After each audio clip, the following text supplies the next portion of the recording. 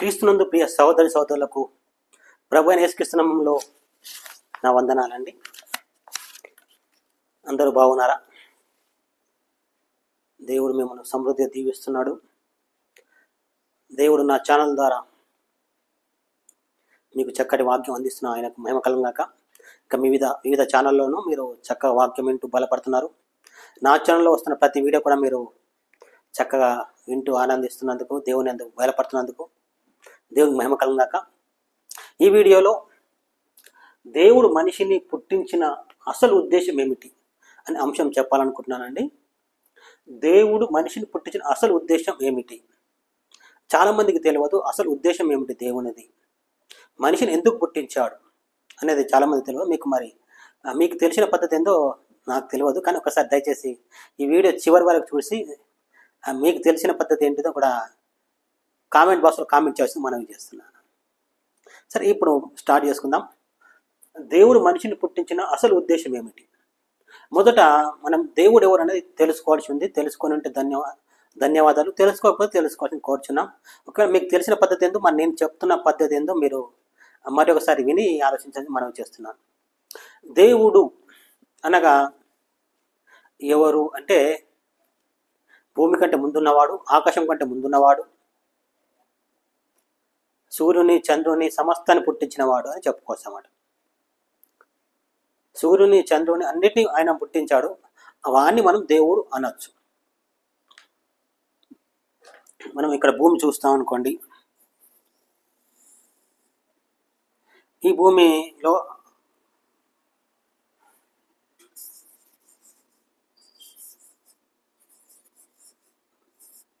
ఇది ఒక భూమి, మనుషులు నివాసయోగ్యంగా ఉన్న భూమి అన్నమాట. ఇది మనుషులకు నివాసయోగ్యమైన భూమి. దీంతో పాటు మనకు సూర్యుడు చంద్రుడు అందరూ ఉన్నారు, కానీ వాటి మీద మనుషులు లేరు. ఈ సౌర కుటుంబంలో ఈ భూమి మీద మాత్రమే మనుషులు నివాసం చేస్తున్నారు. ఇంకా ప్రపంచం అంతా ఇట్లాంటి ఇంకా చాలా ప్రపంచాలు ఉన్నాయి. ఆ ప్రపంచాలలో మనిషి లేడు, కానీ మనిషిని పోలిన లేకుంటే జీవం గల వాళ్ళు ఉన్నారు వేరే ప్రపంచాలలో. కానీ ఇక్కడ భూమి ఉంది, ఇక్కడ పరలోకం ఉంది.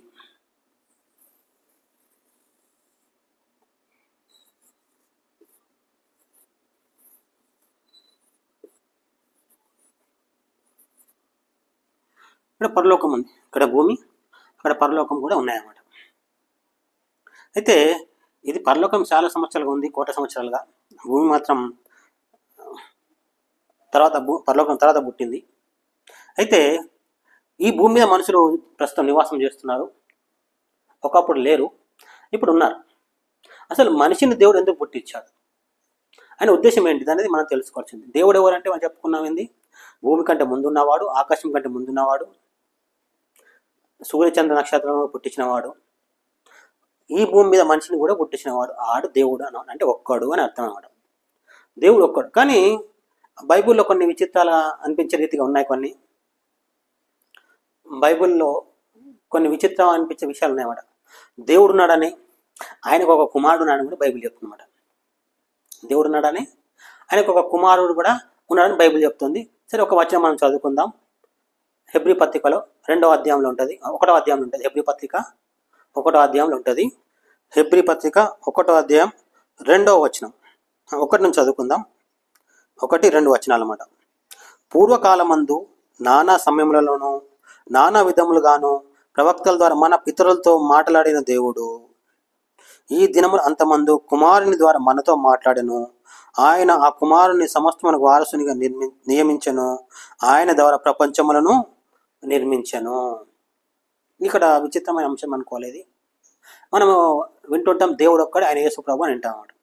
మళ్ళీ ఇక్కడ ఏమందంటే ఆయన కుమారుని ద్వారా అని మళ్ళీ చెప్తుందన్నమాట. ఈ వచనం ఆయన కుమారు అంటే దేవుడు అని ఒకడు ఉన్నాడని, ఆ దేవుడికి ఒక కుమారుడు ఉన్నాడని చెప్తున్నాడు. ఆ కుమారుడే దేవుడు అని మనం తెలుసుకున్నాం, అంటే మనకు తెలుసు.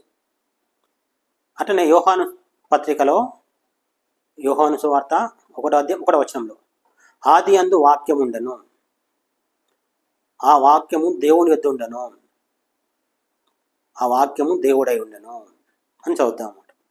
అంటే అర్థం ఏంటంటే, అక్కడ దేవుడు అనేవాడు ఉన్నాడని, దేవుని యొక్క ఒక వాక్యం అనేది ఉండేది, కానీ ఆ వాక్యం కూడా దేవుడై ఉండేది అని చెప్తుంది బైబిల్. అంటే ఇద్దరు ఉన్నారన్నమాట. తండ్రి అయిన దేవుడు, కుమారుడైన దేవుడు అని చెప్పుకోవచ్చు. స్పష్టంగా చెప్పచ్చు. ఆది అందు వాక్యం ఉండెను, ఆ వాక్యము దేవుని యొద్ద ఉండెను, దేవుని యొద్ద ఉన్న ఆ వాక్యము దేవుడై ఉండెను అని అట్లా చెప్పుకోవచ్చు. అంటే ఇద్దరు ఉన్నారని అర్థం అనమాట. కానీ ఇద్దరు అయితే మనకు ఇద్దరు మొక్కాలి కదా, ఒకరిని ఎట్లయితే ఒక్క దేవుడు ఎట్లా అవుతాడు అనేది స్పష్టంగా తెలుసుకోవాల్సి ఉంది. సరే, ఇక్కడ వచనం చూస్తున్నాం మనము. ఎబ్రీ పత్రిక 1వ అధ్యాయం 2వ వచనంలో, పూర్వకాలమందు నానా సమయములలోనూ నానా విధములుగాను ప్రవక్తల ద్వారా మన పితరులతో మాట్లాడిన దేవుడు ఈ దినములు అంతమందు, అంటే మాట్లాడిన దేవుడు ఈ దినం అంతమందు కుమారుని ద్వారా మనతో మాట్లాడెను, ఆ కుమారుని సమస్తమునకు వారసునిగా నియమించను, ఆయన ద్వారా ప్రపంచములను నిర్మించను. దేవుడు అనేవాడు ఆయన కుమారునికి సమస్తాన్ని వారసత్వం ఇచ్చాడు. అంటే తన తర్వాత దేవుని ఉండడానికి హక్కు ఇచ్చాడన్నమాట. అందువల్ల ఆయన ఒక్కడే మనం దేవుడు అంటాం అన్నమాట. ఎవరు? దేవుని కుమారునికి సమస్త హక్కు, అంటే తన స్థానం కూడా ఆయనకి ఇచ్చేశాడు. ఆయన కుమారునికి తన స్థానం అంతటిని ఆయన కుమారునికి ఇచ్చాడు. అందుకే ఇక్కడ 2వ వచనం చూసినాం, సమస్తమునకు వారసునిగా నియమించను, ఆయన ద్వారా ప్రపంచంలో నిర్మించాడు. ఎవరి ద్వారా? ఆయన కుమారుని ద్వారా. కనుక కుమారుడు అన్నిటిని నిర్మించినప్పుడు కుమారుడు అన్నిటికీ తండ్రి అనమాట. తండ్రికి ఉన్న పిల్లలు వేరు, ఆయనకున్న పిల్లలు వేరు. కనుక ఆయనకున్న పిల్లలందరికీ ఆయననే తండ్రి. ఆయన భార్యకి ఎంతమంది పిల్లలు అంతమందికి ఆయన ఒకటే తండ్రి. అట్లనే మనందరికీ ఒక్కడే యేసు ప్రభు దేవుడు అనమాట. ఆయన తండ్రి, దేవునికి యేసు ప్రభుకు తండ్రి ఉన్నాడు, ఆయనకు ఆయన దేవుడు, ఈయన మనకు దేవుడు. ఈయన ద్వారా యేసుక్రీస్తు మనకు కూడా, ఆయన కూడా దేవుడు అనమాట. అది అయితే దేవుడు అనే అంశం మనం ఇప్పుడు తెలుసుకున్నాం కదా. కానీ ఈ దేవుడు మనిషిని ఎందుకు పుట్టించాడు? ఏ దేవుడు? భూమి కంటే ముందున్నవాడు, ఆకాశం కంటే ముందున్నవాడు, అన్నిటికంటే ముందున్నవాడు మనిషిని ఎందుకు పుట్టించాడు? అసలు ఉద్దేశం ఏమిటిది ఆయనది? మనం చెప్పుకుంటున్నాం దేవుడు ఉన్నాడని. ఆయనకు ఒక కుమారుడు ఉన్నాడు, దేవుని కుమారుడు. దేవుని కుమారుడు యేసుక్రీస్తు. ఈయన ఎలా పుట్టాడు? దేవుని కుమారుడు ఆయన అంటే ఇప్పుడు యేసుక్రీస్తు అంటున్నాం. 2000 సంవత్సరం అప్పుడు కన్యమర్య జన్మించినప్పుడు ఆయన పేరు యేసు అని పెట్టాడు. అంతకుముందు యెహోవా అని, యెహోవా వాక్ అని, యెహోవా దూత అని పిలువబడ్డాడు అన్నమాట. ఈయన యెహోవా వాక్కు లేదా యెహోవా దూత. యెహోవా వాక్కు అంటే తండ్రి అయిన దేవుడు అని పేరు యెహోవా. ఆయన వాక్కు అంటే ఆయన నోటి మాట అన్నమాట. యేసుక్రీస్తు ఆయన దేవుని నోటి మాట అని అర్థం చేసుకోవాలన్నమాట. అయితే ఆది ఏంటంటే అప్పుడు ఏమి లేదు, ఆది కాండం గ్రంథం కంటే ముందు అన్నమాట అర్థం. అప్పుడు ఏమీ లేనప్పుడు దేవుడు ఉండేవాడు. ఎవరు? దేవుడు ఉండేవాడు. దేవుడికి ఒక ఆలోచన వచ్చింది, నేను చాలా ప్రపంచాలను సృజించాలనుకుంటున్నా. అంటే దేవుడు ప్రేమమయుడు, అంటే ఆయన ప్రేమ చూపెట్టడానికి అప్పుడు ఎవరు లేరు. అప్పుడు ఎవరు లేరు, దూతలు లేరు, ఆకాశం లేదు, భూమి లేదు, సూర్యుడు లేడు, చంద్రుడు లేడు. అప్పుడు ఉన్నాడు దేవుడు.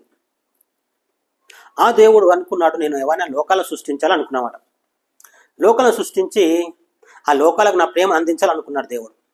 ఆ పద్ధతిలోనే ఆయన మొదలు పెట్టాలనుకున్నాడు ప్రపంచ నిర్మాణం. కానీ ప్రపంచ నిర్మాణం జరుగుతూ ఉంటే కొన్ని ఆటంకాలు కలుగుతూ, అంటే ఆయనకు తెలిసిన భవిష్యత్ జ్ఞానం తెలిసి కొన్ని ఆటంకాలు కలుగుతూ ఉన్నాయన్నమాట. ఆటంకాలను తొలగించాలి అనుకున్నాడు దేవుడు. ఆటలను తొలగించి ఆ ప్రపంచం సంపూర్ణమైన ప్రపంచాన్ని నేను చేయాలనుకున్నాడు దేవుడు. అందుకని మొదట ఏమేమి పుట్టించాలో అవన్నీ పుట్టిస్తూ వచ్చానమాట దేవుడు. అంటే చాలా ఆటంకాలు వస్తాయి, అవన్నీ దూరం చేయాలి. చేసి నేను అనుకున్న మంచి లోకాన్ని చేయాలనుకున్నాడు దేవుడు. ఇక్కడ మనం చూస్తున్నాం పరలోకం అని రాసి ఉంది కదా మీకు, పరలోకం. ఈ పరలోకంలో ఏవైతే ఆటంకాలు అవన్నీ ఇవి కూడా ఇందులోకి రాకూడదు, ఈ పరలోకానికి రాకూడదు. ఆటంకాలు ప్రస్తుతం భూమి మనం చూస్తాం. ఆటంకాలన్నీ శత్రువులు ఉన్నారు, శత్రువు మనం హింస పెడుతున్నారు, బాధ పెడుతున్నారు, రకరకాల ఇబ్బందులు కలగజేస్తున్నారు శత్రువులు. అయితే ఈ పరలోకానికి ఏ శత్రువు కూడా రాకూడదంటే ముందే దేవుడు ఈ పరలోకానికి బయట వివిధ లోకాలను సృష్టించి ఆ ఆటంకాలన్నీ ఈ బయట ప్రపంచాన్ని నాశనం చేసి ఈ పరలోకాన్ని స్థిరత్వం చేయాలనుకున్నాడు దేవుడు అనమాట. స్థిరత్వం అంటే ఇక దానికి ఏ హాని, ఈ పరలోకానికి హాని చేయాల్సిన వాళ్ళు చాలా మంది ఉన్నారన్నమాట. ఈ పరలోకానికి హాని చేసే వాళ్ళు చాలా బయట మంది ఉండేవారు. కనుక వారందరూ నాశనం చేయాలంటే దేవుడు రకరకాల ప్రణాళికలు వేసి రకరకాల ప్రపంచాలు సృష్టించారన్నమాట. ఆ ప్రపంచాల ద్వారా ఆటంకాలన్నింటినీ అధిగమించి అవన్నీ నాశనం చేసి ఈ పరలోకానికి ఏ హాని లేకుండా అన్నిటినీ, ఎప్పుడు ఈ పరలోకం స్థిరమైన రాజ్యం, కానీ ఈ పరలోకంలో ఆకలి ఉండదు, దప్పిక ఉండదు, మంచి రాజ్యం. ఈ మంచి రాజ్యాన్ని పాడు చేయడానికి బయట శత్రువులు ఉన్నారన్నమాట. ఆ బయట ఉన్న శత్రువులు ఈ పరలోకం పాడు చేయకుండా అంటే ముందే వీళ్ళను అంటే ఈ పరలోకాన్ని హాని చేసే వాళ్ళను నశింపజేయాలి. నశింపజేసేసి ఆయన చేసిన లోకాలను కూడా నశింపజేసేసి ఈ ఒక్క లోకం పరలోకంను అటు తర్వాత ఇంకా కొన్ని లోకాలు వస్తాయి కొత్తగా. ఆ లోకాలను దేవుడు కొత్త లోకాలు సృష్టించబోతున్నాడు. ఆ సృష్టించబోతున్న లోకాలకి ఏ హాని లేకుండా ఉండాలంటే ఈ భూమి చేయాల్సి దేవుడు. ఈ భూమితో పాటు ఇంకా రకరకాల లోకాలను కూడా చేస్తాడు. అయితే ఈ భూమిని కూడా చేస్తాడన్నమాట. ఈ భూమిని చేసి ఈ భూమి మీద మనిషిని పుట్టించాడు దేవుడు. అంటే పుట్టించిన ఉద్దేశం చెప్తాను. దేవుడు ఈ భూమి మనిషిని పుట్టించాడు. ఈ పరలోకంలో మనిషికి వెళ్ళాలి. ఈ పరలోకానికి వెళ్ళాలి. దేవుని ఉద్దేశం ఒక భాగం ఏంటంటే ఈ భూమి పుట్టిన మనిషి ఈ పరలోకానికి చేరాలి. చేరాలంటే ప్రతి విధమైన ఆటంకం ఎదిరించే మాత్రం అక్కడికి చేరగలరు. లేకుంటే అంతవరకు చేరడానికి వీలేదు మనిషికి. దేవుని అసలు ఉద్దేశం ఏంటంటే మనిషిని పుట్టిన అసలు ఉద్దేశం ఏంటిదో నేను చెప్తాను.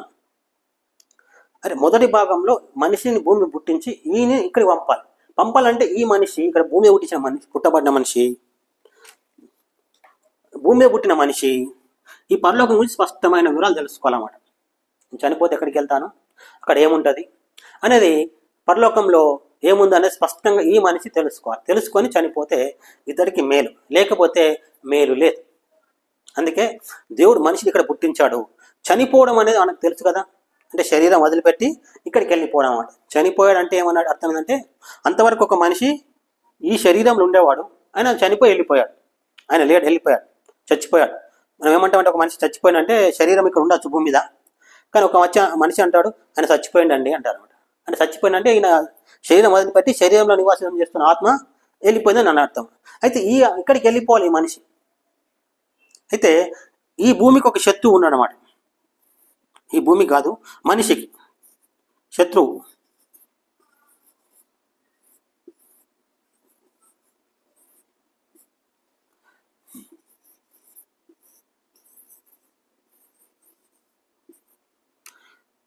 ఈ మనిషికి శత్రువు ఒకడు ఉన్నాడు. ఆ శత్రువు ఈ మనిషిని ఈ లోకం పంపకుండా అడ్డుకుంటున్నాడు. కానీ మనిషి అసలు మరి ఈయన అడ్డుకుంటున్న ఈ శత్రువు ఆయన పంపకపోతే నాకు నష్టం ఏమిటి? అంతే కదా, ఈ పోనీ చేస్తలేడు. పోనీయకపోతే ఏం చేయాలి అప్పుడు? మరి ఈ భూమి మీద మనం బ్రతికేది మాత్రం ఖచ్చితంగా 100 ఏళ్ళు అంతకంటే ఎక్కువ బతకలేం. తర్వాత చనిపోయి ఎక్కడో ఒక చోటు ఉండాల్సి ఉంటుంది అన్నమాట. అయితే దీనికి ఇంకో నరకం కూడా ఉంది మనకు.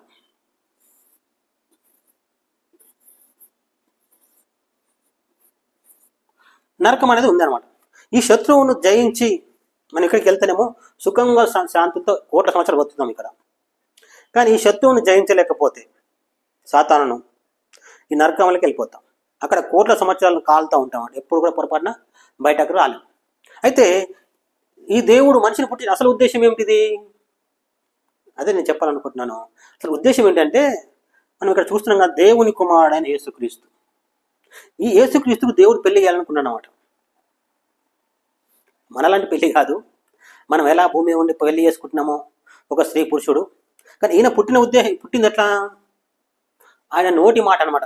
ఈ యేసుక్రీస్తు అంటే ఆయన యెహోవా అనేట ఆయన దేవుడు అనాది కాలంలో దేవుడు నోరు తెరవగా, తండ్రి అనేది నోరు తెరవగా ఆయన నోటిని వచ్చిన మొదటి శబ్దం, దాన్ని మన దేశం వాళ్ళు ఓం అంటారు, ఓంకారము. ఆది నాద బ్రహ్మం అంటారన్నమాట. నాద బ్రహ్మం, ఓంకార శబ్దం. అది మన హిందూ గ్రంథాల్లో అలా ఉంది. కానీ మనం ఏం చెప్పుకుంటామంటే యెహోవా వాక్ అని చెప్పుకుంటాం. బైబిల్ ప్రకారం దేవుని యొక్క వాక్కు, దేవుని యొక్క నోటి నుండి వచ్చిన మొదటి మాటనే యేసుక్రీస్తు అంటే యెహోవా. ఆ యెహోవా దేవుడు యేసుక్రీస్తుకు పుట్టాడని బైబిల్ చెప్తుందన్నమాట. ఆయననే శరీరధారిగా మన మధ్య నివసించాను. ఆయన శరీరం ధరించుకున్నాడు. ఎవరు? యెహోవా వాక్కు అంటే దేవుని కుమారుడు శరీరం ధరించుకున్నాడు. అయితే ఈయన ఎలా జన్మించాడంటే దేవుని నుండి బయటకు వచ్చాడు ఒక శబ్దం. దేవుని నోటి నుండి ఒక శబ్దం బయటకు వచ్చింది. ఆ బయటకు వచ్చిన శబ్దం దేవుడు ఒక రూపం చేశాడు. బయటకు వచ్చిన శబ్దానికి దేవుడు ఒక రూపం ఇచ్చాడు. ఆయన లాంటి రూపమే ఆ శబ్దంకి ఇచ్చాడు. ఆ శబ్దం ఆ రూపంలో బంధించబడ్డది. ఆయననే దేవుని కుమారుడు. బైబిల్ చెప్తుంది. ఆ దేవుని కుమారుడు ఎలా పుట్టాడు? వాక్కు ద్వారా పుట్టాడు అన్నమాట. అంటే ఆయన ఒక స్త్రీకి పుట్టిన వాడు కాదు. అంటే దేవుని కుమారుడు అయిన యెహోవా వాక్ అని పిలవడిన వాడు ఒక స్త్రీకి పుట్టిన వాడు కాదు. కానీ మన కోసం ఒక స్త్రీకి పుట్టాడు ఆయన. దేవుని కుమారుడైన యేసుక్రీస్తు అని పేరు కలిగిన వాడు, అంతకుముందు యెహోవా వాక్ అని, యెహోవా దూత అని పిలువబడిన వాడు మన కోసం ఒక స్త్రీకి పుట్టాడు. కానీ అంతకుముందు అట్లా పుట్టలేదు. ఆయనకు వివాహం చేయాలనుకున్నాడు దేవుడు. కనుక ఆ దేవుని వివాహం చేయాలంటే ఎన్నో లోకాలు ఉన్నాయి, ఎన్నో జీవులు ఉన్నారన్నమాట. వివిధ లోకాలలో. అంటే ప్రస్తుతం ఇక్కడ మనం భూమిని చూస్తున్నాం. ఇది సౌర కుటుంబంలో ఒక భూమి అనమాట. ఇటువంటి సౌర కుటుంబాలు 100,000 ఉన్నాయన్నమాట, కోట్లు ఉన్నాయన్నమాట. అంటే ప్రతి కుటుంబం, సౌర కుటుంబంలో ఒక సూర్యుడు ఉంటాడు, చంద్రుడు, భూమి, ఆకాశం అవన్నీ ఉంటాయన్నమాట. అయితే ఆ లోకాలు ప్రతి భూమిలో కూడా ఒక లోకం నివసిస్తుంది. వారు కూడా ఈయన కుమారునికి భార్య కావచ్చు. కానీ ఆయన ఇష్టపడకుండా మనిషిని మాత్రమే ఈయన కుమారునికి భార్య చేయాలనుకున్నాడు దేవుడు. మనిషి దేవునికి భార్య ఎట్లా అవుతుందంటే, మనము ఈ లోకంలో కొన్ని మాటలు ఏంటుంటాం, లోక కళ్యాణం అని. లోక కళ్యాణము అంటే, లోక కళ్యాణం అంటే ఏంది? లోకంతో దేవునికి జరిగే కళ్యాణం అని అర్థం. లోకంతో దేవునికి జరిగే కళ్యాణమే లోక కళ్యాణం అని చెప్పుకోవచ్చు. లోక కళ్యాణం అంటే లోకంతో దేవునికి జరిగే కళ్యాణం. అంటే ఈయన కుమారుడైన వానికి, దేవుని కుమారునికి లోకంతో కళ్యాణం చేయబోతున్నవాడు. లోకంతో అసలు ఉద్దేశం అదనమాట. ఆయన కుమారునికి దేవుడు లోకంతో అంటే ఒక సమూహముతో, అనగా దేవుని మొక్కే భక్త సమూహంతో దేవుని కుమారునికి వివాహం జరగబోతుంది. దానినే బైబుల్ అంటారు వివాహం. ఇది దేవుని కుమారుడికి జరగబోయే వివాహము అంటారన్నమాట. రెండో ఆకాశం, మనం కడబూర మోగినప్పుడు ఆకాశంలో పెళ్లి విందు అంటారన్నమాట. ఆకాశం పెళ్లి విందు జరుగుతుంది అంటారు. అదే లోకముతో అంటే సంఘంతో జరిగే వివాహం అన్నమాట. అయితే సంఘం అనగా ఎవరు? మనుషులే. ఆ మనుషులందరూ ఏమవుతారంటే ఒక అమ్మాయిగా రూపొందుతారు అన్నమాట. మనం చూసుకుందాం. ఇక్కడ ఇప్పుడు ఒక అమ్మాయి అనుకోండి, అమ్మాయి నిర్మాణం కావాలంటే దేవుడు ఆది అందు ఏం చేశాడు? అవ్వను ఆదాం ఎముకలోని ఒక ఎముక తీసుకొని కొంత మట్టి తీసి తయారు చేశాడు. కానీ ఇప్పుడు దేవుని కుమారుడైన యేసుక్రీస్తుకు భార్య కావాలంటే ప్రస్తుతం నమ్మిన ప్రతి ఒక్కరు ఇక్కడొకరు ఇలా ఈ భాగాలలో ప్రతి ఒక్క వ్యక్తి వెళ్ళి చేరుతున్నమాట. అంటే ప్రస్తుతం పరలోకంలో ఒక అమ్మాయి నిర్మాణం అవుతుందన్నమాట. దాన్నే ఆమె సంఘము అంటాడు, సంఘ కన్యక అంటారన్నమాట. ఇక్కడ నమ్మిన ప్రతి ఒక్కడు ఈ భాగంలో ఎక్కడో భూమి మీద అతను జీవించిన జీవితాన్ని బట్టి, నమ్మకమైన జీవితం జీవించిన వాడు ఈ తలలో చేరొచ్చు, నామకార్థంగా జీవించిన వాడు వేరే చోట ఉండొచ్చు, అసలే పట్టించుకుని జీవితం కాళ్ళలో ఉండొచ్చు. మనిషి యొక్క అంటే ఒక అమ్మాయి నిర్మాణం అవుతుంది పరలోకం. ఆ అమ్మాయితో దేవుని కుమారుడైన యేసుక్రీస్తుకు వివాహం జరగబోతుంది భవిష్యత్తులో. అసలు ఉద్దేశం అదేమాట. అందుకోసం దేవుడు మనిషిని పుట్టించాల్సి వచ్చినవాడు. ఆయన ఉద్దేశం ఏంటంటే, ఆయన కుమారునికి దేవుడు పెళ్లి చేయాలనుకున్నాడు. ఆ పెళ్లికి ఒక అమ్మాయి కావాలి. అమ్మాయి కావాలంటే మామూలుగా మనిషికి పుట్టిన వాళ్ళు కాదు. మనిషికి పుట్టిన వాళ్ళతో పెళ్లి చేసుకోవడం కానీ, ఏదైనా ఒక దేవుడికి పుట్టిన ఆయన బిడ్డతో పెళ్లి చేయడం కాదు. లోక కళ్యాణం అనగా లోకమంతా ఇట్లా చెప్పాను కదా, ఇక్కడొకరికి ఇలా మనకు ప్రస్తుతం కాలు ఉందనుకోండి, ఒక ఇల్లు తీసుకున్నాం, ఇల్లు నిర్మాణం తీసుకున్నాం అనుకోండి, ఆ ఇల్లుకు ఇటుకలు ఎలా పేరుస్తారో అట్లా, ఆ ఇటుకలతో ఇల్లు ఎట్లా కడతారో అలా ఇల్లు అంటే చాలా ఇటుకలు కావాలి. అట్లనే ఒక అమ్మాయి నిర్మాణం అంటే ఈ దేవుని కుమారుడు ఆయన చేసుకోబో అమ్మాయి పెద్ద సమూహం అన్నమాట. ఎంత పెద్ద సమూహం అంటే చెప్పినంత పెద్ద సమూహం కలిపితే ఒక అమ్మాయి అవుతుందన్నమాట. అక్కడ స్త్రీలు పురుషులు కలిసి ఒక అమ్మాయిలో భాగం అవుతున్నారు. దాన్నే సంఘము అంటారు. సంఘం అనగా కన్యక అనమాట. స్త్రీ, సంఘం అంటే స్త్రీ అనమాట. అసలు ఆ ఉద్దేశంతో దేవుడు భూమి మీద మనిషిని పుట్టించాడు. ఎవరైతే ఈ అమ్మాయిలో భాగం అవుతానో, దేవుని ప్లాన్లో నేను భాగం అవుతాను అనుకున్నవాడు మాత్రం ఇలా చేరుతానమాట. మిగిలిన వాడు ఎవరు చేరలేరు. మతం పరలోకం చేర్చదు మనిషిని. మతం ఈ సంఘ కన్యకలో ఒక మనిషిని భాగంగా చేయలేదు. మతము ఒక మనిషిని స్వర్గానికి చేర్చలేదు. ఈ అమ్మాయిలో అంటే యేసుక్రీస్తు చేసుకోబో కన్యకలు అంటే వధువులు పొరపాటున కూడా ఎవరు కూడా చేరలేరు. ఇష్టపడిన వారు మాత్రమే చేరుతాం. ఇష్టపడిన వారే. బలవంతం చేస్తే అది తప్పు. బలవంతం ఎవరిని చేయకూడదు. బలవంత మతం మార్పిడి పనికిరానిది. మతం ఏ మతం కూడా పరలోకం మనిషిని చేర్చలేదు. క్రైస్తవ మతం చేర్చలేదు, హిందూ మతం కూడా మనిషిని పరలోకం దేవుని ఉద్దేశం వేరు కదా. దేవుని ఉద్దేశం ఏంది? మనిషిని భూమి మీద పుట్టిస్తున్నాడు. ఆ మనిషిని ఎందుకు చనిపోతాను, చనిపోతే ఎక్కడికి వెళ్తాను, అసలు ఈ పరలోకం అంటే ఏంటిది, ఇక్కడ ఎవరు ఉంటారు అనే విషయాన్ని మనిషి తెలుసుకొని మనిషి తనువు జాలించాలి, అంటే చనిపోవాలి. అప్పుడే అతని బ్రతుకు ఒక అర్థం పర్థంగా ఉంటుంది అన్నమాట. కానీ ఎందుకు పుట్టినా తెలియదు, ఎందుకు చేస్తున్నా తెలియదు. నేను మాత్రం బాగా చదువుకోవాలి, మంచి సంపాదించాలి, చనిపోవాలి, పిల్లలకు ఆస్తిపాస్తులు ఇడ్చబెట్టుకోవాలి, భూమి మీద పేరు సంపాదించుకొని చనిపోవాలనుకుంటే అతని బ్రతుకు వలన అతనికి లాభం లేదు. ఆ మనిషి బ్రతుకు వలన అతనికి ఏ లాభము లేదు. దేవుని ఉద్దేశం ఏంటంటే కోట్ల సంవత్సరాలు మనం పరలోకంలో బ్రతకని ఉద్దేశం ఉంది. కోట్ల సంవత్సరాలు ఈ సంఘ కన్యకలో ఉండి దేవుని ప్రపంచాలను మనం చేయబోతున్నమాట. ఈ వివాహం అయిన తర్వాత, అనగా దేవుని కుమారుని వివాహం అయిన తర్వాత ఈ సంఘం కొత్త లోకాలను పుట్టిస్తామట. అప్పుడు కొత్త లోకాలను పుట్టిస్తామట. ప్రస్తుతం పెళ్ళి అయిన తర్వాత ఇద్దరు భార్య భర్త ఇలా అలా కాపురం కాదు వీళ్ళది. అలా కాపురం కావడానికి శరీరం కాదు కదా. ఈయన యేసుక్రీస్తు మానవ శరీరం కలిగిన వాడు కాదు, ఈ సంఘం కూడా మానవ శరీరం కలిగింది కాదు. కనుక మానవుల లెక్క కాపురం వాళ్ళు చేయరన్నమాట. మానవుల లెక్క కాపురం చేయరు. ఈయన ఎలా పుట్టాడంటే దేవుని నోటి నుండి వచ్చిన వాడు అనమాట, వాక్కు. మరి ఈ సంఘం ఎలా కలుగుతుందంటే దేవుని వాక్యం వల్ల కలుగుతుందన్నమాట. సంఘం దేవుని వాక్యం వల్ల నిర్మాణం అవుతుంది. సంఘం వలన వాక్యం వలన అనేకులు నమ్ముకుంటున్నారు. వాళ్ళు ఒక అమ్మాయిగా మారుతున్నారు అనమాట.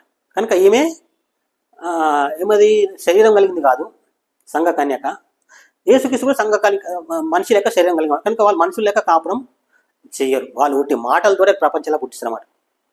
యేసుక్రీస్తు భూమి కలగక ఎలా కలిగిందో ఇద్దరు కలిసి ఒక మాట పలికితే, అంటే యేసుక్రీస్తు భార్య ఒక మాట పలికితే ఒక కొత్త లోకం పుట్టుకొస్తామని వాళ్ళు. అప్పుడు ఆ కొత్త లోకంలో కొత్త వ్యక్తులు పుట్టుకొస్తామట. అది వాళ్ళు చేయబడే కాపురం. ఆ కాపురం ఆ పరలోకంలో ఆకలి బాధలు ఏముండవు. వాళ్ళు పుట్టించబో కొత్త లోకంలో కూడా ప్రస్తుతం ఉన్న ఏ బాధలు ఉండేవట. వధువు నిర్మాణం కాగానే దేవుడు ఈ భూమిని నాశనం చేసేస్తాడు, ఈ ఆకాశం నాశనం చేసేస్తాడు, సూర్యచంద్రులు అన్నిటిని నాశనం చేస్తాడు. అప్పుడు సంఘము యేసుక్రీస్తు, బైబిల్ చెప్తుంది, నూతన యెరూషలేం అనే ఒక పట్టణం ఉంటామట. నూతన యెరూషలేం. ప్రకటన గ్రంథం 21వ అధ్యాయం 1-2 వచనాలు. అంతా నేను కొత్త ఆకాశం కొత్త భూమిని చూస్తేని, మొదటి ఆకాశమును మొదటి భూమి గతించిపోయాను, సముద్రం ఇక లేదు. మరియు నేను నూతనమైన యెరూషలేం అను ఆ పరిశుద్ధ పట్టణము తన భర్త కొరకు అలంకరింపబడిన పెళ్లి కుమార్తెను సిద్ధపడి పరలోకమందున దేవుని ఎదురు దిగివచ్చుట చూచితిని. నేను నూతనమైన యెరూషలేం అను ఆ మహాపరిశుద్ధ పట్టణము తన భర్త కొరకు అలంకరింపబడిన పెళ్లి కుమార్తె వాళ్ళు సిద్ధపడి పరలోకమందున దేవుని ఎదురు దిగివచ్చుట చూచితిని. అంటే ఈ భూమి అయిపోతుంది. ప్రస్తుతం ఉన్న శత్రువులు అందరూ, అనగా సాతాను వాని దూతలు అందరూ బంధించబడతారు. ఇక తర్వాత ఆ కొత్త లోకాన్ని పరలోకాన్ని బాధ పెట్టే వాళ్ళు ఎవ్వరు ఉంటారు. ప్రస్తుతం ఈ లోకాన్ని బాధపెడుతున్న వారు దేవుని దూతలు, అనగా పడిపోయిన సాతాను దూతలు. అంటే ఒకప్పుడు దేవుని దూతలు ఉండి పడిపోయిన ప్రస్తుతం సాతాను దూతలు లోకాన్ని చాలా బాధపడుతున్నారు. ఎందుకంటే దేవుని కుమారుని వివాహం కాకూడదు. దేవుని కుమారునికి ఏం కాకూడదు?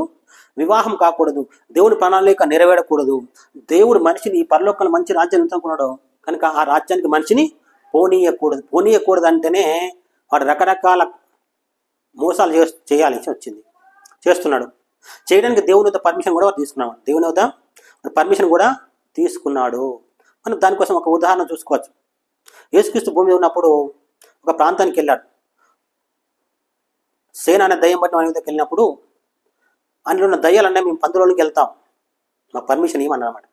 అంటే అప్పుడు ఎట్లయితే పర్మిషన్ ఇచ్చాడు యేసు ప్రభు, సరే మీ పందులోకి వెళ్ళిపోండి అని.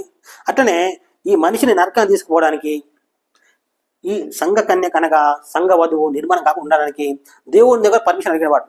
నీ కుమారుని వివాహం కాకుండా చేస్తా అని ఒక శపథం పోయినాడు శత్రువు. నీ పరలోక రాజ్యం ఎవరు రాకుండా చేస్తా, నాకు దొరకని వాడు అంటాడు. ఏంటంటే నాకు దొరకని పరలోకం, నాకు దొరకని గొప్ప స్థానం ఎవరికి దొరకకూడదు అని శపథం పోయినమాట వాడు. శపథం పోని భూమి మీద సమయం కొంచెమేనా అని భూమి మీద వాడు తిరుగుతూ ఉన్నాడనమాట. ఎవరిని మింగుతున్నా అని వెతుకుతూ ఉన్నాడనమాట వాడు. అయితే ఈ అమ్మాయి అవునన్నా నిర్మాణం అవుతుంది, కాదన్నా నిర్మాణం అవుతుంది. అయితే మనం దేవుని అసలు ఉద్దేశం ఏంది? ఆయన కుమారునికి వివాహం చేయాలనుకున్నాడు. వివాహం చేయాలనుకుంటే అమ్మాయి కావాలి కదా, కానీ ఆ అమ్మాయి నార్మల్ అమ్మాయి కాదు, విశ్వాసుల సమూహం అన్నమాట. నేను యేసుప్రభు నమ్ముకున్నాను, నువ్వు నమ్ముకున్నారు, మీరు ఇంకా వేరే వాళ్ళు నమ్ముకున్నారు, వాళ్ళందరూ కలిసి ఒక అమ్మాయిగా నిర్మాణం అవుతున్నారు అనమాట.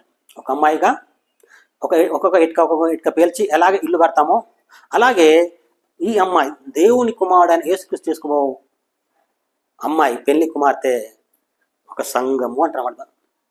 అన్ని సంఘాలు కలిసి ఒక అమ్మాయిలకు వెళ్తే ప్రస్తుతం భూమి మీద ఎన్నో దేశాల నుంచి వేసుకోమని నమ్ముకుంటున్నారు. వారందరూ కలిసి ఈ అమ్మాయిని ఒక భాగంగా మారుతారు అన్నమాట. అంటే ఒక అమ్మాయి నిర్మాణం అవుతుంది. నిర్మాణం పూర్తి కాగానే ఈ భూమి ఆకాశం కూడా అయిపోతాయి. అప్పుడు కొత్త భూమి కొత్త ఆకాశం, ఇంత చదువుకున్నాగా కొత్త భూమి కొత్త ఆకాశం వస్తాడ. ఒక కొత్త ఆకాశంలోకి యెరూషలేము పట్టణం దిగి వచ్చిందంట. అంటే యెరూషలేము పట్టణం సంఘ కన్యక అన్నమాట. పెళ్ళి అయిపోయిన తర్వాత, దేవుని కుమారుని పెళ్ళి అయిపోయిన తర్వాత ఆ పరలోకం నుంచి అందరూ కొత్త భూమిలోకి వస్తారన్నమాట. ఇది పాత భూమి అయిపోయింది అనుకోండి, కొత్త భూమి వాళ్ళందరూ దిగి వచ్చేస్తారన్నమాట ఇక్కడికి. మళ్ళీ ఇక్కడికి వచ్చి ఇక్కడ భూమి మీద అంటే కొత్త భూమి మీద కాపురం చేస్తారు. ఆ కాపురం చేయడం కోసం మనిషిని ఎన్నుకున్నాడు దేవుడు. అంటే మనిషి సమూహమే ఒక అమ్మాయి, అంటే లోక కళ్యాణం. హిందువులు చెప్తున్నట్టుగా లోక కళ్యాణం అంటే ఒక దేవుడికి ఆయన భార్యకు మళ్ళీ పెళ్లి చేయడం కాదు. ఒక దేవుడికి ఆయన భార్యకు మళ్ళీ పెళ్లి చేస్తుంటాం మన భూమి మీద. అయితే ప్రతిసారి ఒక కళ్యాణం జరుగుతుంటుంది. ప్రతిసారి కూడా ఆ దేవుడికి ఆయన భార్యకు పెళ్లి చేసి లోక కళ్యాణం జరుగుతున్నాం. లోక కళ్యాణం కోసం మేము ఇట్లా చేస్తున్నాం చెప్తాం. లోక కళ్యాణం అంటే అది కాదు. లోకం అనగా ఒక సమూహము, ఒక్క సమూహము అనగా భక్తుల సమూహము, దాన్ని లోకము అంటారన్నమాట. ఆ లోకముతో దేవుడికి కళ్యాణం జరుగుతుంది, దాన్ని లోక కళ్యాణం అంటారు. కానీ వాళ్ళు చేసే కాపురం మనలాంటిది కాదు, వారి మాటలతోటే కాపురం చేస్తారు. ఆ కాపురంతో కొత్త లోకాలు అనేటువంటి పరలోకాలతోటి కొత్త పుట్టుకొస్తాయి. అది ఆయన ఉద్దేశం. అందుకు మనిషిని దేవుడు పుట్టించాడు. అది అసలు ఉద్దేశం. ఆ అసలు ఉద్దేశంను నెరవేరకుండా శత్రువు ఉన్నాడు. ఎవరున్నారు? శత్రువు. ఈ మనిషి ద్వారానే దేవుని యొక్క ఉద్దేశం నెరవేరబోతుంది కనుక ఈ మనిషిని ఈ సంఘ కన్యకలో భాగం కాకుండా చేయాలంటే యేసుప్రభు నమ్మకుండా చేయాలన్నమాట. ఒకటే పద్ధతి. యేసుప్రభు నమ్ముతేనే తప్ప ఈ పరలోకంకి వెళ్ళలేం, యేసుప్రభు నమ్ముతేనే తప్ప ఈ సంఘ వధువులకు వెళ్ళలేము అన్నమాట. అసలు ఉద్దేశం ఏంది? మనిషిని పుట్టించిన దేవుడు శాశ్వత కాలం సుఖంగా సంతోషంగా క్షేమంగా ఉండాలని. రెండోది ఏంటంటే ఆయన కుమారునిలో భాగం, అంటే భార్యలో భాగం కావాలని ఉద్దేశం. మనం డైరెక్ట్ ఒక భార్య ఉండము యేసుక్రీస్తుకు, అది సరైనది కాదు. మనం చాలామంది నమ్ముతుంటారంటే మనం కూడా దేవుని యొక్క భార్య, మనం దేవుని యొక్క భార్య, ఆయన మన భర్త, మన సృష్టించిన భర్త. అది నిజం కాదు. ఏది నిజం అంటే ఈ సంఘ కన్యకనే నిజమైన ఆయన భార్య. ఆ భార్యలో మనం ఒక భాగము, ఒక చిన్న అణువు లాంటి వాళ్ళం. ఒక ఇల్లు నిర్మాణం చేస్తుంటే ఎన్నో ఇటుకలు పడతాయి, అట్లా అందులో ఒక ఇటుక లాంటి వాళ్ళం మనం. మనందరం కలిసి ఈ సంఘ కన్యకలు చేరుతాం. అప్పుడు అది పరిపక్వమైన మా అమ్మాయి, ఆయనకు వివాహం జరుగుతుంది. అప్పటి వరకు ఈ భూమి మీద ప్రస్తుతం ఇంకా శోధ ప్రకటించబడుతూనే ఉంటుంది అన్నమాట. ఈ భూమి మీద ఇంకా యుద్ధాలు అవన్నీ జరుగుతూనే ఉంటాయి, శ్రమలు హింసలు వస్తూనే ఉంటాయి. అవి ఎప్పుడు నువ్వు నిర్మాణం అవుతాయి అంటే దేవుడు ఉంటే అట్లా జరగకూడదు అంటారు మనుషులు. దేవుడు ఉంటే అలా జరగదు. కానీ ఒక శత్రువు ఉన్నాడు, ఆ శత్రువు కలగజేసిన అన్నింటినీ ఆయన ఎందుకు కాపాడలేకపోతున్నాడు దేవుడు? ఎందుకు ఆపాలంటే వానికి ఒక టైం ఉంది అన్నమాట. ఆ టైం ప్రకారం వాడిని ఆపేస్తాడు అన్నమాట దేవుడు. ఎవరికైనా ఒక సమయం ఇవ్వాల్సి ఉంటుంది. ఆ సమయం వరకు వాళ్ళు చెడ్డ పనులు చేస్తూనే ఉంటారు అన్నమాట. సమయం వచ్చినప్పుడు ఆయన దాన్ని ఆపేస్తాడు. ఆ సమయం ఎప్పుడంటే ఈ అమ్మాయి నిర్మాణం కావాల్సి ఉంది. సంఘ కన్యక నిర్మాణం దేవుని యొక్క అసలు ఉద్దేశం ఉంది. ఈ సంఘ కన్యక నిర్మాణం అయితే ఆయన కుమారుని వివాహం చేస్తాడు. వివాహం చేసే సమయానికి ఈ శత్రువు తప్పులు నిండిపోతాయి, పాపం నిండిపోతుంది. అప్పుడు వాడిని తీసి ఆయన బంధించి వేస్తాడు, నరకంలో బంధించి వేస్తాడు. ప్రియ సోదరి సోదరుడా, దేవుడు నన్ను పుట్టిన అసలు ఉద్దేశం తెలుసుకున్నావు కదా? దేవుడు భవిష్యత్తులో చాలా గొప్ప లోకాలు చేయబోతున్నాడు. ఆ గొప్ప లోకాలు మనుషుల ద్వారానే చేయాలనుకున్నాడు దేవుడు. అందుకోసం మనిషిని పుట్టించాడు. కానీ నువ్వు కానీ ఈ ప్రణాళికను తునీకరిస్తే ఆయన ఏమన్నాడు అనమాట. అందుకే ఆయన నేను రోబోలాగా చేయలేడు, ఒక మిషన్ లాగా చేయలేడు అనమాట. స్విచ్ నొక్క కానీ పని చేయడం, స్విచ్ పని చేయడం ఆపేయడం, ఇటు వెళ్ళమంటే ఇటు వెళ్ళడం, అటు వెళ్ళమంటే అటు వెళ్ళడం కాదు. నీకు ఇష్టమైతే ఈ అమ్మాయిలో లేకపోతే ఈ పరలోకంలో ఉండొచ్చు, లేదంటే ఇక్కడ నరకం, ఆ నరకంలోనైనా ఉండొచ్చు. ఈ నరకం అయితే ఎప్పుడు కాలుతున్న అగ్నిగుండం వల్ల పొరపాటున కూడా నువ్వు బూర్ది కావన్నమాట. బూర్ది అయిపోతే భూమి పడిపోతుంది. ఈ శరీరం బూర్ది అయిపోతుంది. ఈ శరీరం ఆత్మ ఈ పరలోకంలో కానీ ఈ నరకంలో కానీ రెండు చోట్ల ఏదో ఒక చోట ఉంటుంది అన్నమాట. ఇక్కడైతే నిత్య సుఖంతో ఉంటుంది, ఇక్కడైతే నిత్య బాధతో ఉంటుంది. అయితే ఇక్కడ పరలోకంలో ఎప్పుడు మనం ఎక్కువ రోజులు ఉండం. మళ్ళీ పెళ్ళి అయిన కొన్ని రోజులకు మళ్ళీ కొత్త భూమి కొత్తగా ఉంటుంది, అక్కడ వస్తాం. అక్కడికి వచ్చి మనం కొత్త లోకాలు సృష్టించబోతున్నాం, కొత్త ప్రపంచాలు సృష్టించబోతున్నాం. బైబిల్ చెప్తుంది రాజ్యం చేస్తామన్నమాట. మనం యుగ యుగాలు రాజ్యాలు చేస్తాం. రాజ్యం అంటే వెళ్తాం అన్నమాట. అంత గొప్ప భాగ్యం యేసు నమ్మిన వాళ్ళకు ఉంది, మిగిలిన వాళ్ళకు లేదు. ఎందుకంటే ఒక్కడే దేవుడు, ఆ ఒక్క దేవుడు యేసుక్రీస్తు. ఆయనకు భార్యగా చేసుకోవడానికి ఈ మనుషులను సృష్టించారు భూమి మీద. ఎవరైతే ఇష్టపడతారో వాళ్ళు ఈ అమ్మాయిలో భాగంగా అవుతారో వారు ఆయనకు భార్యగా అవుతారన్నమాట. అంటే ఆయన భార్యలోని భాగం అవుతారు. ఆ భార్యలోని భాగమైన వారు కొత్త లోకాలను పుట్టిస్తారన్నమాట. కోట్ల సంవత్సరాలు ఎంత ఆనందమో, అంత సంతోషం గల మంచి భవిష్యత్తును దేవుడు మనుషులకు ఇచ్చాడు. కానీ అందరికీ ఆ భాగ్యం లేదు. ఎందుకంటే శత్రువు మనుషులు మోసం చేస్తున్నాడు. అందరూ దేవుళ్ళే, అంతటా ఎవరినైనా మొక్కొచ్చు అనే అబద్ధాలని చెప్పి మనుషులు మళ్ళీ మనుషులు ఏమంటున్నారంటే మాకెందుకు దేవుడు లేదు, మా దేవుడు మాకున్నాడు, మీ దేవుడు మీకున్నాడు అంటూ తమను తాము మోసం చేసుకున్న మనుషులు అన్నమాట. తమ్మును తాము మనుషులు మోసం చేసుకుంటున్నారు. అలా మోసం చేసుకోకూడదంటే బైబిల్ చెప్తుంది ఇప్పుడైనా అంతటా అందరు మారు మనసు పొందవలను. ఇప్పుడైనా అంతటా అందరూ మారు మనసు పొందవలను. మోసపోకూడదు. దేవుడు వెక్కిరింపబడాడ. మన పుట్టించిన దేవుడు ఆయనకి ఏం వెక్కిరింతలు లేవు. నీకు జ్ఞానం ఇచ్చాడు, వివేకం ఇచ్చాడు. ఎవరు దేవుడు తెలుసుకోవాలని ఆశిస్తున్నాడు. ఆయన పరలోకంగా వెళ్ళి తొంగి చూస్తున్నాడు. ఎవడు నన్ను వెతుకుతున్నాడా, పుట్టించిన దేవుడు ఎవరైనా ఉన్నాడా అని వెతుకుతున్నాడా అని చూస్తున్నాడు ఆయన. ప్రస్తుతం ఉన్న దేవుళ్ళని వారి బతుకులు, వారి చరిత్రలు చూస్తుంటే బహు చెడ్డగా ఉన్నాయి. మరి అసలు వాళ్ళు దేవుళ్ళు ఎట్లా అవుతారు? నాకంటే చెడ్డ బతుకు కలిగిన వారు, నాకంటే చెడ్డగా సంసారం చేసిన వారు, నాకంటే హీనమైన వారి స్థితిగతులు ఉన్నవారు వాళ్ళ దేవుళ్ళు ఎట్లా అవుతున్నాయి ఆలోచించాల్సింది అని దేవుడు పరలోకం నుంచి కోరుతున్నాడు. ఈ లోకం మొత్తం గందరగోళం అయిపోయింది. ఈ శత్రువు అనేవాడు మనల్ని మోసం చేస్తున్నాడు. అంటే ఏంటిది? దేవుడు అనేవాడు తెలుసుకోకుండా చేస్తున్నమాట. పుడతాం, చచ్చిపోతాం, మళ్ళీ పుడతాం అని చెప్తూ మనసులో మోసం చేస్తూ ఉన్నాడు. అది నిజం కాదు. కానీ దేవుడు ఒక్కడే, ఒక దేవునే మొక్కాలి మనము. అది మొక్కకపోవడమే పాపము అనేది స్పష్టమైన నిజమైన అర్థం. కనుక ప్రియ సోదరుడా, దయచేసి నీకు దండం పెట్టి చెప్తున్నాను. ఎప్పుడైనా సరే నిజమైన తెలుసుకో. దేవుని యొక్క ప్రణాళిక ఏందో తెలుసుకొని ఆ ప్రణాళికకు అనుకూలంగా బ్రతుకు. ఈ పరలోకం చేరుతావు, ఈ అమ్మాయిలో భాగం అవుతావు. తర్వాత ఈ అమ్మాయికి యేసుక్రీస్తుకు వివాహం అవుతుంది. ఆ వివాహంలో నీకు దగ్గరి సంబంధంలో దేవుడు ఉంటాడు. కనుక ప్రియ సోదరుడా, నిజమైన ఉద్దేశం మీరు తెలుసుకున్నావా? దేవుని యొక్క నిజమైన ఉద్దేశం నువ్వు ఆ విశ్వాసంలో స్థిరంగా ఉండి విశ్వాసాన్ని మరణం మట్టుకు కొనసాగిస్తూ అనేకులు మరణం మట్టుకు వారి విశ్వాసం కొనసాగేలా నీకు తెలిసిన విషయాన్ని ఇంకా నలుగురు తెలియవలసింది కోరుచున్నాం. ఈ వీడియో నచ్చితే ఇతరులకు షేర్ చేయండి, లైక్ చేయండి. దేవుడు ఈ మాటలు దీవించును గాక. ఆమెన్. ఇంతవరకు ఓపికతో విన్నందుకు మీకు అందరికీ కృతజ్ఞతలండి. ఇంతవరకు నా ఛానల్ సబ్స్క్రైబ్ చేసుకోకపోతే దయచేసి సబ్స్క్రైబ్ చేసుకోండి, లైక్ చేయండి, షేర్ చేయండి. ఇంకా లేటెస్ట్ వీడియోల కోసం బెల్ ఐకాన్ మీద క్లిక్ చేయండి.